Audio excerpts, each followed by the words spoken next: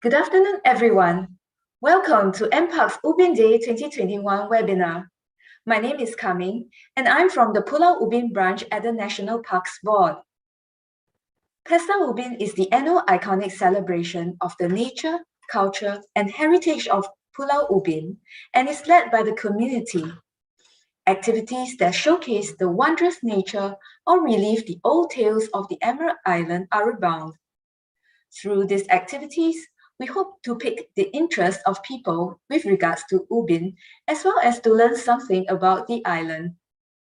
Due to the COVID-19 situation, most of the activities are still on virtual platform so that everyone could enjoy the celebration safely. Today, which is Ubin Day, is the culmination of our long celebration that started since 28th of August. In support of this day, MParks is hosting this Ubin Day webinar.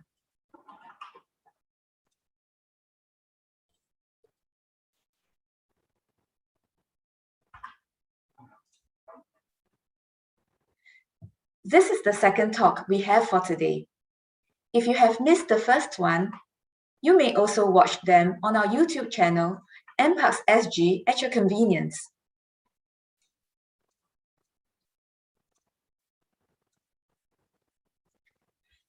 Do you know that Pulau Ubin means granite island? Ubin comes from the word jubin in Malay, which means flawed tiles. Granite was quarried in those days for various uses, including the making of these tiles. The beautiful quarry lakes that we have on the island today are relics of the mining days. Given that Ubin is one of the key biodiversity areas in Singapore, MParks has been doing extensive habitat enhancement in many locations, including one of such quarry lakes. One of the exciting projects that we have recently completed was the construction of the floating wetlands at Pekan Quarry.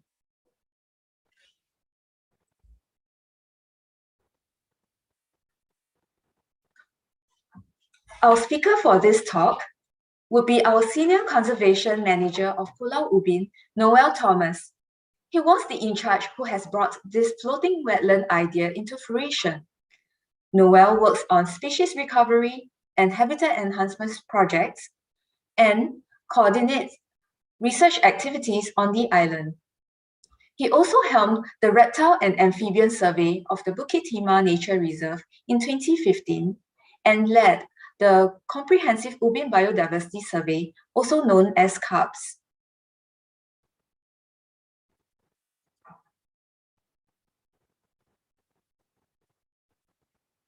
For those on Zoom, if you have any questions during the talk, please send them to co-host Teo Kaming as a private message using the chat.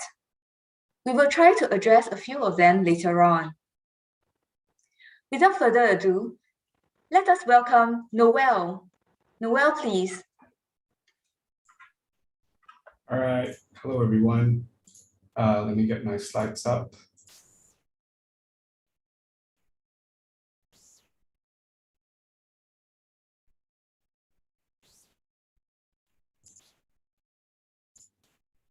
Okay. Well, let's get started. Good afternoon, everybody. I hope everybody is having a great Ubin Day.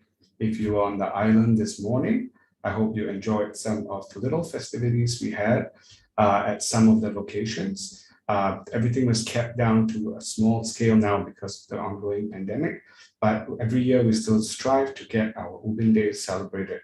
We love our island where we work and we celebrate it. My name is Noel Thomas, and I'm a Senior Conservation Manager with the National Parks Board. I am stationed in Ubin, and to answer any questions before they ask, yes, I work on Pulau Ubin, and I go there every day. So a little bit about myself. On the island, I work mainly on the habitat enhancement and species recovery activities. What we're going to look at today about the quarries is one of the highlights of our habitat enhancement works. I also conduct biodiversity research and projects on the island. As Kaming mentioned, from 2018, I was working on CUBS, the comprehensive Ubin biodiversity survey, which lasted for 3 years and took place across 12 taxa. 12 different groups of animals were surveyed, making it a comprehensive survey. One of my main highlights and works that I've done on Pulau Ubin is the floating wetlands at Pekan Quarry.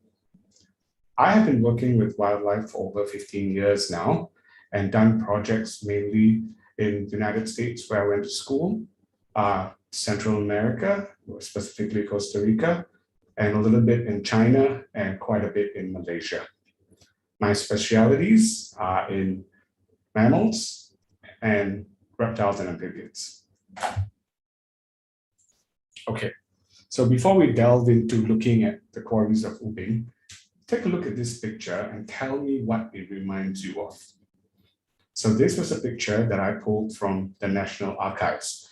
The National Archives has got some nice old pictures of Pulau Ubin.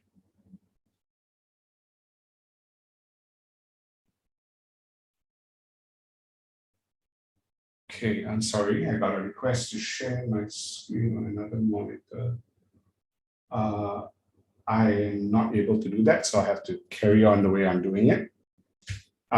This picture was actually taken of Pulau Ubin. When I first saw it, it gave me an impression of being from some grand national park in the US, which when I lived there, I used to visit. So in the state of Utah, you've got Zion National Park, you've got the Great Arches National Park, and these have got these large boulders, large natural structures. And this picture reminded me of that. But this picture was taken right here in Pulau Ubin. Okay, so before we delve into looking at the quarries in Ubin, let's first learn about what a quarry is. A quarry is basically a mine with a deep open pit. So it's an external mine and it's a pit that is open. So it's one that you can see from the outside. And what do you get from a quarry? You can get materials such as stone, rock, riprap, or sand, gravel, and even limestone. So these are what are usually quarried around the region and around the world. As we know, in Peninsular Malaysia, if you have taken drives through Malaysia, you would have seen quite a number of limestone quarries. So what do stone quarrying activities entail? Basically, a few of the things that are done are the digging, heating, wedging, and blasting. So what exactly is this? Digging is basically when they dig holes, either by machines or by hand, and then they use heat. And using heat on rocks can split them. That's one way where they used to split the rock and take the pieces that they need. Another method was wedging, where they just basically wedge a chisel through the rock and break off chunks of it. All this would yield, of course, small bits of rock. By far, the highest yield you can get is by blasting. That is the image that you see on the right. What the blasting process entails are the drilling of holes.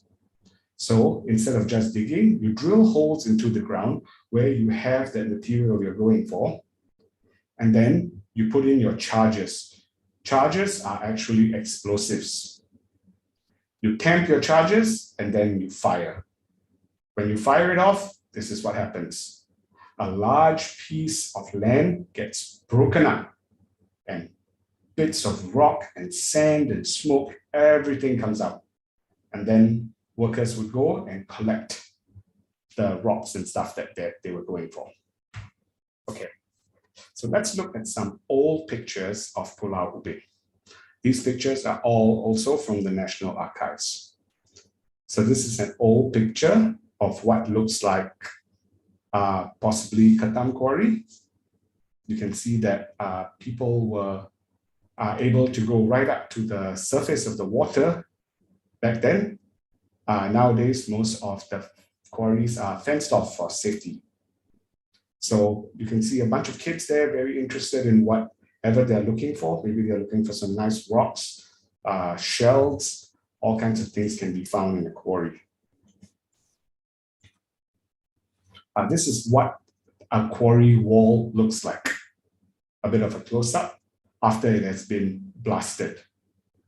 You can see the different layers of rocks, but specifically they were going for one type of rock on Ubin, and that was granite.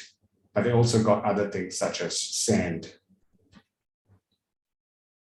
Here's another old photo of the pit, the base of a quarry where someone is walking. You can see that this was attained by continuous blasting to level the land down to that area. So these quarries, what I would like you to understand was, after that they were done with their quarrying, basically what was left was these open pits. Here's another picture. This picture shows you some of the processes that are taking place. On the left of the screen, you can see some rocks neatly arranged in front of a ramp where those rocks are brought down. You can see some workers hand chiseling rocks, breaking them apart, and you can see some larger machinery and vehicles in the back where the rocks were either crushed further or they were transported.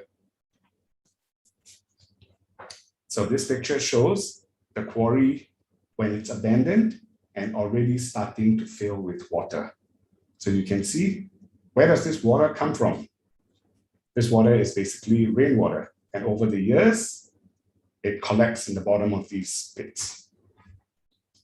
Here's another picture that gives me the vibe of being from a national park in the US.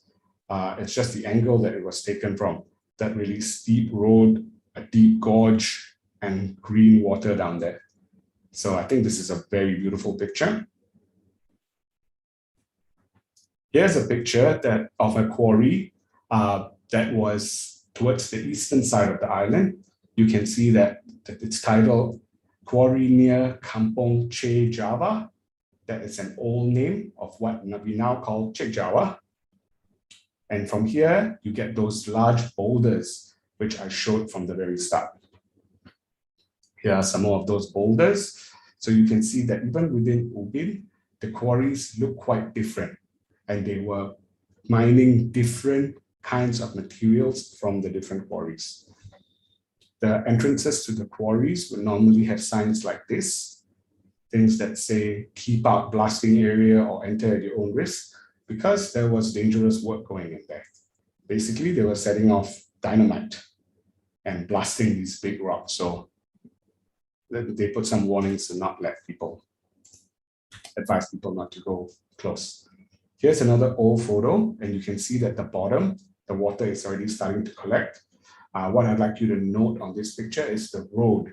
You can see the road running from the foreground, wrapping around and going down to the bottom. So what the road was used for was all the blasting that they did, all the rocks ended up right at the bottom. The vehicles would go down and collect all these rocks out of the quarry.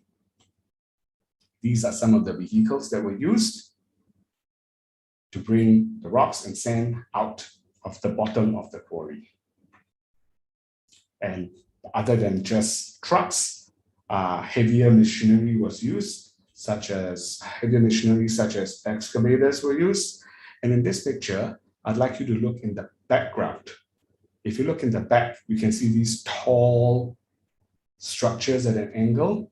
This is what was used for the crushing and screening of the rocks. So these rocks, some of them, they wanted to make sand out of them. These rocks would be crushed with machinery, and they would run up something like a conveyor belt, fall off the tips of these structures and form these large sand mounds, which would be loaded on a barge and then removed from the island. Okay, so now we're going to watch a video. This video is about the yesteryears of Ubin. It covered a lot of the life that used to take place in Ubin in the past. I've taken out some snippets that are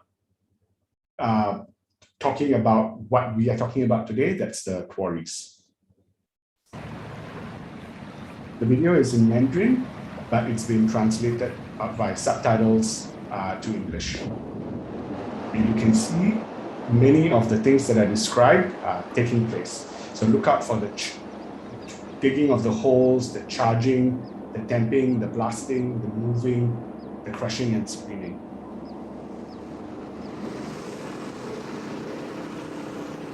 吴木耀40年来一直住在乌敏岛，到如今，他每天的生活还是和采石脱离不了关系。虽然妻儿都住在市区，他却宁愿独自在岛上过活。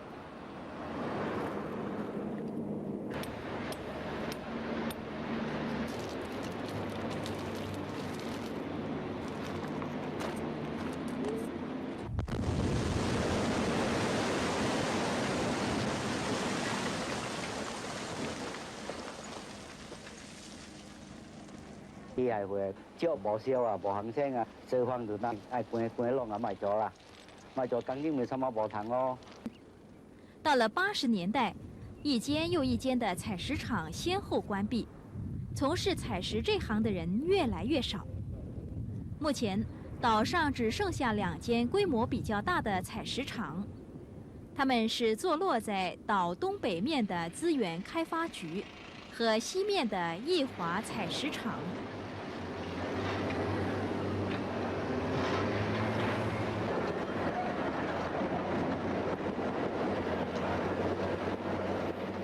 目前的采石业和早期的运作方式截然不同。过去，不论是榨石、敲石和搬运，全用人力；现在，大部分作业是以机械代劳，使到员工人数大大减少。就以这个采石场来说，过去雇用200-300人，目前只需要50人左右，而产量还比过去多了10倍。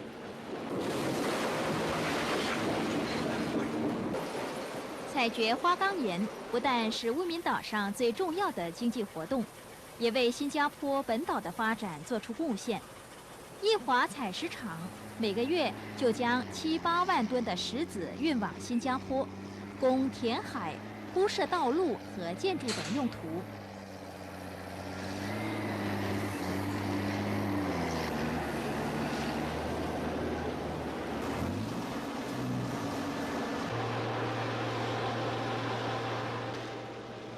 目前在乌敏岛从事采石的工人不超过200人，其中只有少数在岛上居住，大半的工人是每天搭乘渡轮往返本岛。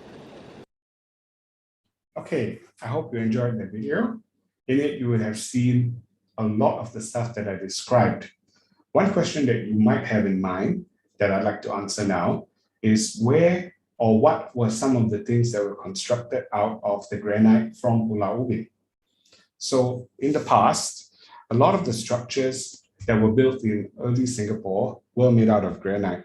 This included the Johor Causeway, the Istana, public housing, and roads. We know for sure that the granite from Pulau Ubin was used to construct the Horsburgh Lighthouse. The Horsburgh Lighthouse is a lighthouse that's on the island of Petra Branca. It's the oldest of the 4 lighthouses that we have in Singapore. And this lighthouse was built with the granite from Pulau Ubin. Petra Branca is Portuguese for meaning white island or white stone. And it was given this name because of the amount of bird poop that was on the island, turning it white.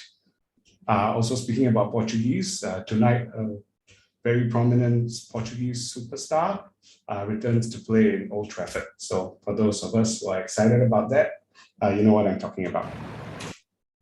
Okay, so over the years, the quarry started to fill completely to the top with water.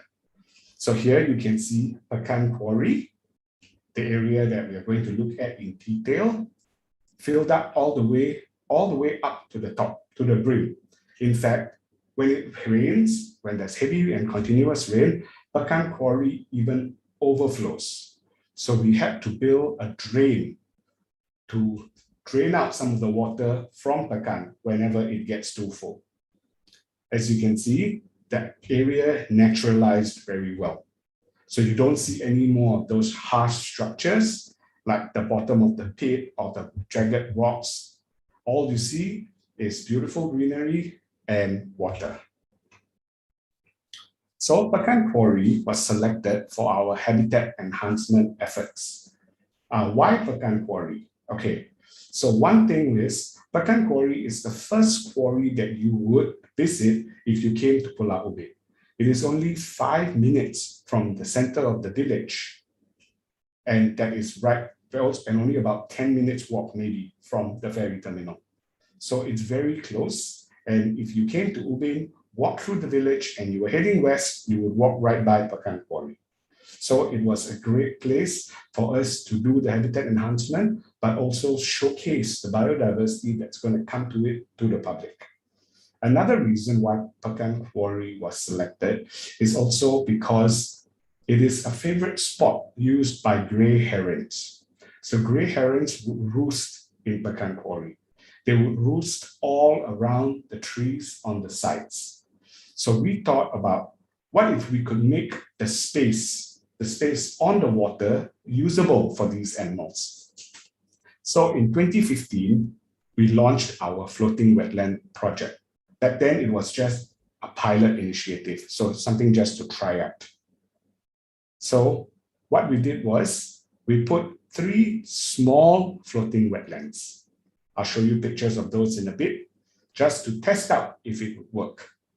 Since then, we monitored that there were herons, kingfishers, water hens, otters, as well as other insects like dragonflies, damselflies have been observed using the wetlands. So what we are also trying to look out more for are possibility of amphibians using it and different insects. And we also know that monitor lizards, which are good swimmers, use the wetlands. So why are floating wetlands important? Floating wetlands provide many benefits to the ecosystem. The wetland plants filter sediments from the water, and some of them can even remove heavy metals and other pollutants, helping to prevent the contamination of downstream water bodies. So it's helping to cleanse the water and keep the water safe. Also, many plants and animals depend on the wetlands for survival. The plants provide ideal nesting places and food for the animals, while the animals in turn help to disperse the seeds that the plants produce. So this is a video, an aerial video taken by HPB, which shows the vastness of Pekan Quarry. You can see 3 small wetlands there. These were the pilot wetlands built in 2015.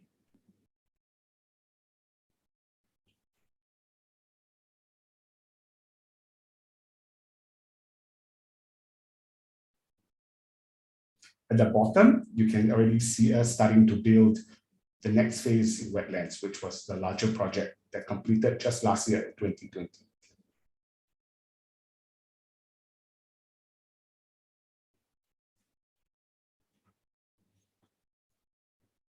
So this is what the wetlands looked like when they were first built.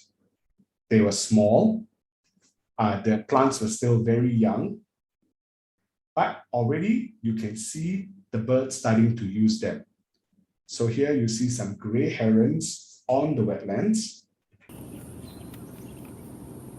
And in this video by a colleague of ours, Andy Dinesh, you can see some smooth-coated otters that came to check out the wetlands just when they were built. You can see the snags, these logs placed on the wetlands for the birds to perch on. In fact, there was a heron perching on it.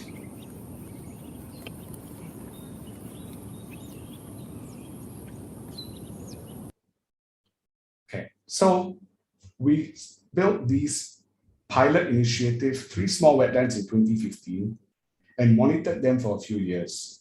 And when we saw that they were working well and it did attract the biodiversity, we decided to do the next phase, which was to build more wetlands. And this was a large-scale project with our goal of trying to cover about 20% of the surface area of Pekan Quarry.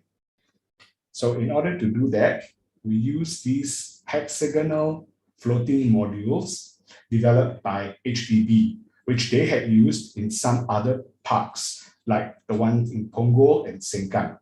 So HDB had used this system before, and PUB also used this from HDB. PUB used it in a more water purification attempt, while in Pulau Ubin, our floating wetlands, the main goal is to attract biodiversity. So the other downstream effects you get are the cleansing of the water purification bit of it, and you also get the aesthetics for people, the beautiful look of the wetlands. But the main goal for us was the biodiversity. So how did we do this? We built these modules. Basically, it's like a giant Lego. We connected the modules, and then we started to put soil on them. So the modules are very strong and they can take a lot of weight. So we piled sand on them, and then we covered that soil with a layer of geotextile, and then started to plant in the holes of the modules. Again, the smooth-coated otters came to check out the wetlands immediately. And I'll tell you a funny story. One of the species that we planted on the wetlands was Ipomia, or better known to us as kangkong. And when we started to plant the wetlands, the otters came and they found the Ipomia very tasty, and they started to eat the kangkong.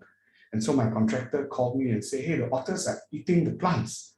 And I said, that's great, that's why we put them there.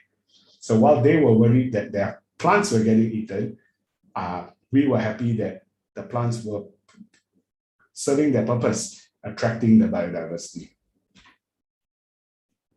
Also on these platforms, we put these tall heron nesting structures.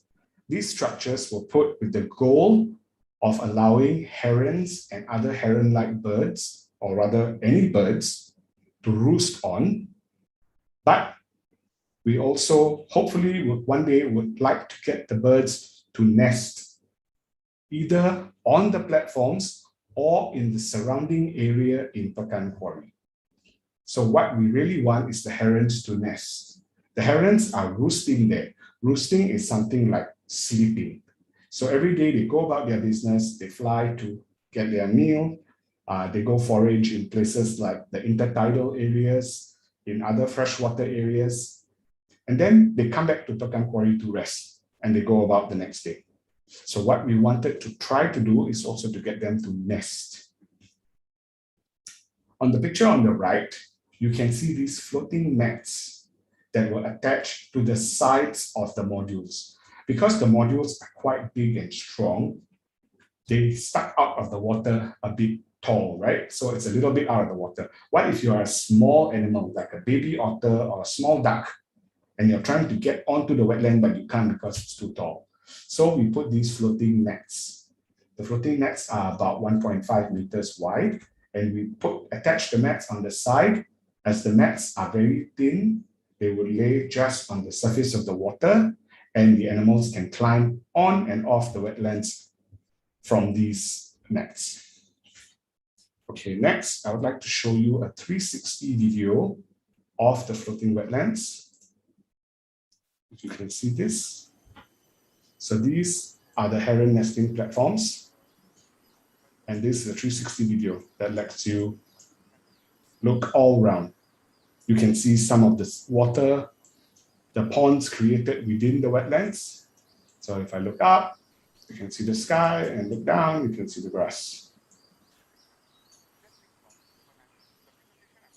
So I will just move this around so you can have a view from the wetlands. Okay, here you can see some of the features that we put on the wetlands. Note that some areas don't have plants. They are just sandy or just have gravel. There's some logs placed on the sides. And you can see some snags. Snags are basically big branches that we put so that birds can perch on. Creating the wetlands, we also made these bare areas. And I'll show you more pictures of those. Okay. So here you can see the picture of one of these bare areas. Bare areas are used by several animals. Certain ground nesting birds will actually lay their eggs on them. Animals like monitor lizards and otters will actually use it to bask, basically just to rest and recharge on. Again, I'd like you to note these ponds. These ponds are not the open water, but spaces we left within the wetlands. What these ponds serve as are sheltered areas where more shy species can use. So if you animals with babies or animals that are trying to stay away from predators can use the inside areas, these ponds, where they have a bit more privacy and security mainly. And then we have the heron nesting platforms, which we put. As you can see, if this was a BTO, it's almost completely sold out. You can see that there are many, many herons on them, and the herons are using the different tiers all the way almost to the bottom and definitely on the top. So all the birds you see here are gray herons. And on the right, there is one Brahmini kite.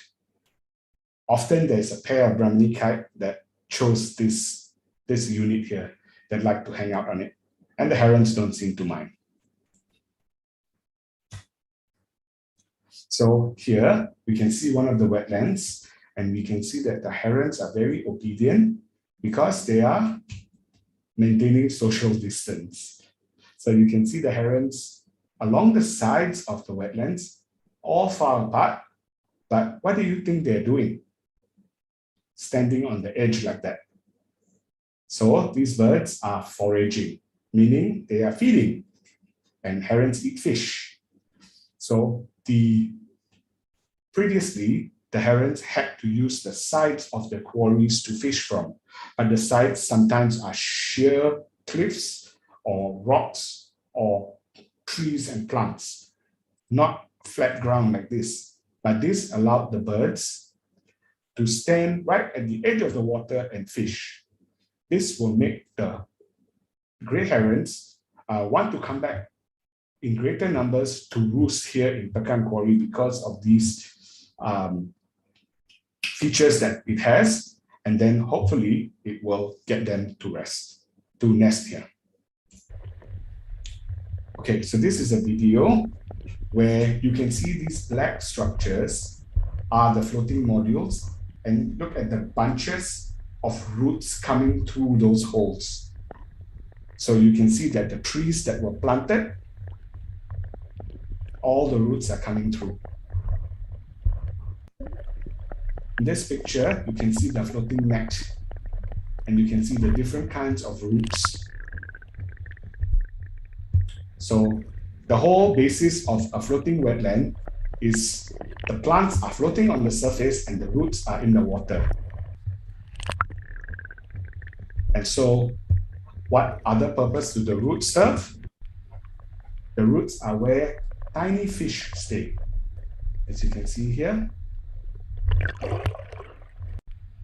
So these fish, some of them are fry. That's baby fish from larger fish that use the roots as a form of safety, where they would feed from and get, once they are bigger, it's a bit safer for them to go out into more open water. Okay, so here is a view from the top. This is a satellite image of Pekan Quarry. Here you can see how big the wetlands are. You can see that the 3 wetlands were built with different shapes. This one here was given a large open area in the middle where it's filled with water. So a large pond within a pond. This one, we decided not to close off any pond, but build out these little arms and legs, creating these little pockets of water where the biodiversity could use. And this one, we just decided to put the ponds, several ponds within the wetland. Finally, you have this large piece here, not as large as the rest, but this is the wetland that houses the 10 heron nesting platforms. At the bottom here, you see some of these small structures. These were the original wetlands we built in 2015. Okay, so what do we do now that the project is over, once that we built everything? What we do is monitoring. Monitoring is very important because it lets us know what is using our quarry and what and when and why. So we do a monthly bird count where once a month we go count the total number of birds in the quarry, identify the different species and take down information on them. We also do a water quality monitoring once every 2 months. So we use a device for this, which we input into the water, and it gives us the readings telling us about the quality of the water. So using this, over time, we will be able to track the difference in the water quality, whichever way it goes. Another project that we did here was with the Youth Stewards for Nature. These were a bunch of 6 youths that came together to come up with a project on Pekan Quarry. So this picture you can see here, this was taken when the safe distancing rules were up to 8 persons. That's when we were able to gather and do this. Anyway, these youths came up with this project of using citizen science to monitor biodiversity. So how does this work? Basically, if you were to go visit Pekan Quarry now, you will see a small little poster there with a QR code. It will tell you to help to count the number of birds there are on the platforms. So at the platforms, sometimes there are absolutely no birds. When is this? Maybe because it's too hot, maybe because it's raining very heavily. Sometimes there are 2 or 3 birds, sometimes there's over 10 or 15 birds. So while we, the staff, cannot be there every time to count it, there are visitors visiting this quarry throughout the day, at all times, seeing things that even we don't see. So all they have to do is scan this QR code. It takes them to a page where they have to just count the number of birds and put it in. And the only other thing that we ask for is just to tell us what the weather is like. Is it sunny? Is it rainy? Is it overcast? Is it cloudy? When someone inputs this data, what we are able to get from that is, of course, the time and date of the entry. We got the number of birds and we got the weather, and we can use a tide table to find out the exact tide during the time that this entry was made. Then we've got five different parameters that we are able to plot and study and understand over time. When are the birds there? When the birds are not there? If the birds are not there, what is the tide like? Is the tide low? Is Chek Jawa completely open, no water? Are the birds over there feeding? Are the birds somewhere else feeding? Over time, we hope to get this information and be able to prove it. So this monitoring project started only in September this year. It just started. It will go on for 1 year till September next year, where we would gather all the results and see what we have. Okay, so this project was made possible by my great team. This team did not involve just people from Pulau Ubin. It involved my colleagues from different branches, from design, from parks development, and also all my great interns that came along the way. Just want to say here that all the photos used in this presentation was taken by me, unless otherwise stated. Okay, so as a final slide, I want to say that nature does recover and can heal itself, but it can go even better with just a small little hand from us. So you can see how quarries were transformed from what they are into what they are now. And this picture shows you all the floating wetlands that are there. You will see that the floating wetlands do not just contain one type of greenery or one type of plant, but many different types of plant, creating different layers and interesting habitat for wildlife. That's my last slide. I can take any questions now.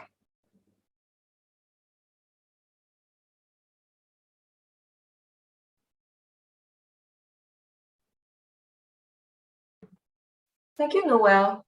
Wow, this is really interesting to see everything so up close.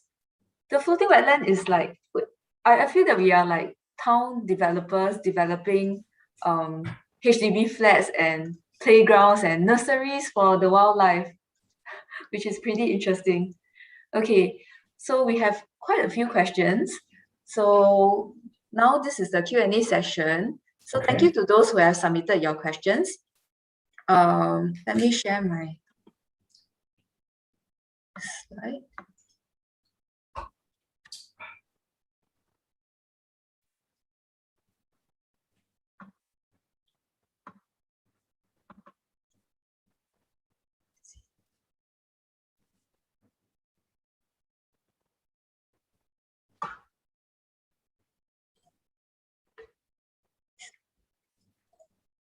Okay, so the first question that we have is, why do they call this place Pekan Quarry? Why do they call this Pekan Quarry? That's a good question. Okay, Pekan is actually the Malay word for town. So it could be called that because of, like what I said, how close this quarry is to the village. So it might be called like the town quarry or the village quarry. So that's maybe how it got its name, Pekan Quarry. I see. Yeah, it's only a few minutes walk from the main village. Yes, very close. For people who are interested to see Pekan Quarry, it's really very convenient. Okay. Next question. Where do the fishes in the quarry come from? If the water in the quarry is from rainwater, does NParks replenish the fish supply regularly for birds to feed? These are actually two separate questions, but I thought they are related. Okay, so where do fish come that are in the quarry? Well, that is an age-old question of how fish get to any inland water body. So there are several theories on how this happens. One of which is fish have to find their way into the quarry. What's easier to find their way into quarry are fish eggs. Fish eggs that might be on some plants, fish eggs that can come possibly from the wind or rain, or when you're in Ubin, you'll notice a lot of raptors, right? There are these birds like the Brahmini kite, the white-bellied fish eagle. They are constantly catching fish. And they catch a fish and they bring it to an area where they would feed on it. And sometimes this is right next to the quarry. And if this fish was full of eggs, where does all the eggs go? So of course, these are some ways that fish can find their way into a freshwater body. However, it takes a long time. So these quarries were abandoned, the latest in the 1980s. So it has been about 30 years of slowly collecting the different fish in there. Okay, the second question is, does NParks replenish the fish supply regularly? No, we do not. We do not replenish the fish for the birds to feed on. On some of the freshwater areas we have in Ubin, we have introduced some fish to add to the biodiversity. Adding to the biodiversity, yes, part of it is giving it as food for some of the species that feed on it, but it is not specifically for anything like that. The quarry, unfortunately, because it is so close to the village, is also where people could possibly release fish. So sometimes you get exotics in your quarry because of that as well. I see. So there are just so many ways that a fish will find its way into the quarry. Yes, correct. So we have our next question. Is there a boardwalk viewing hut where we can appreciate the beauty of transformation? That's a good question. That is definitely a possibility, but not so much in this site in Pekan Quarry. Remember in the start, I said that Pekan Quarry used to get so full it overflows, and you even have to build a drain for it. A lot of these years of overflowing actually destabilize the land around it a bit. It is still okay to walk on, of course, but if you come to Pulau Ubin, you notice that you take a little bypass around Butterfly Hill and you cannot go straight down. The road is blocked. That is because we like to prevent heavy vehicles or vehicles from putting load on that area where Butterfly Hill is. So to build a viewing hut or boardwalk, maybe not there, but possibly in other areas in Pulau Ubin.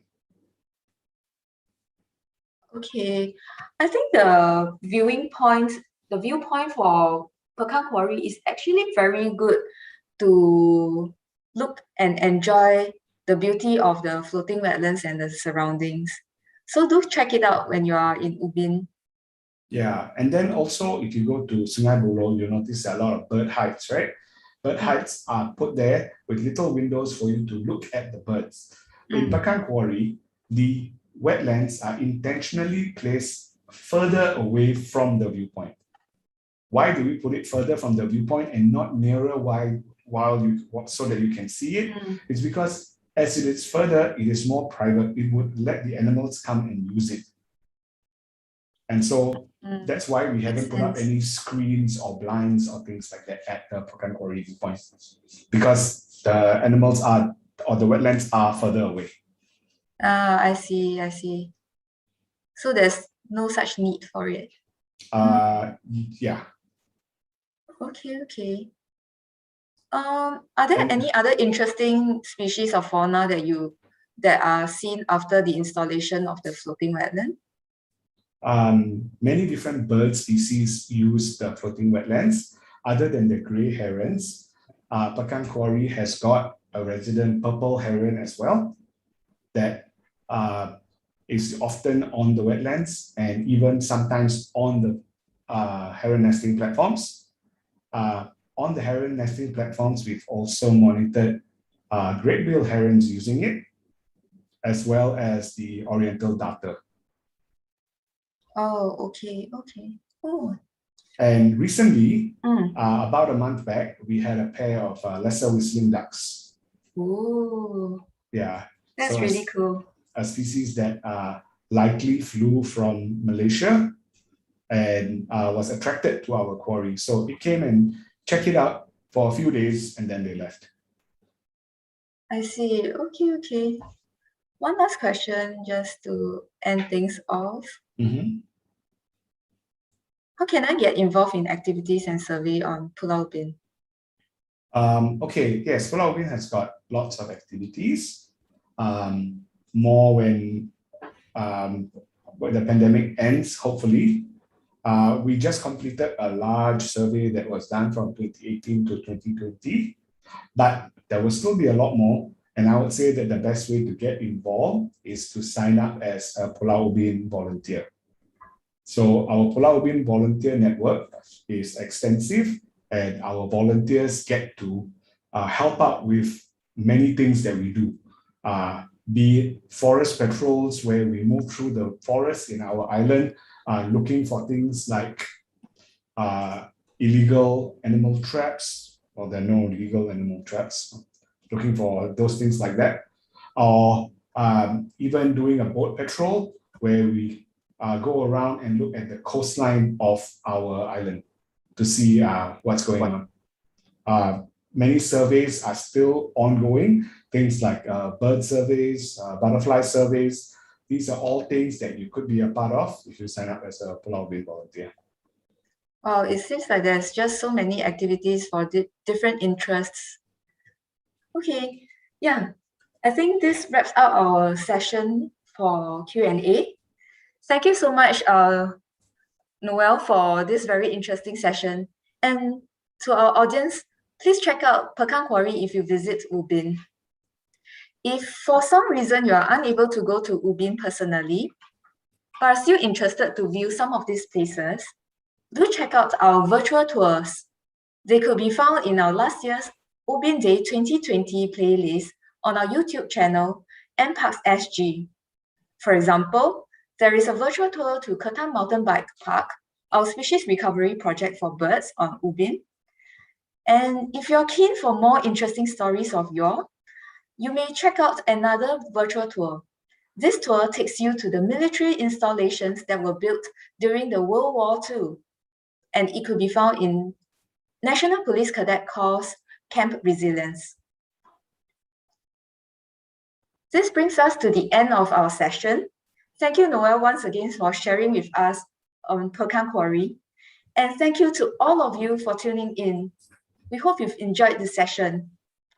For our Zoom audience, may we invite all of you to stay a little longer for a group photo. And for our YouTube audience, we'll say goodbye to you first. Do share your feedback by accessing the URL in the description below. And thank you.